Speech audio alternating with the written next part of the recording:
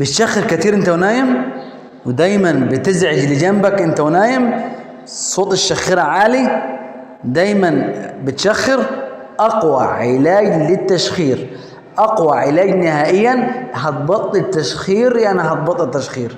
بس اسمع معايا الخطوات دي، اسمع معايا ايه العلاج بالظبط. هتجيب ايه؟ زيت النعناع، وتحط معلقه منه ايه على كوب ماء دافي، وتدوب وترغرق وتف، ترغرق وتف.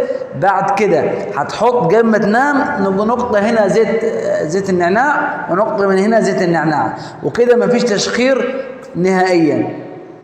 وصلى حضرة النبي، واعمل مشاركه للفيديو، والسلام عليكم ورحمه الله وبركاته.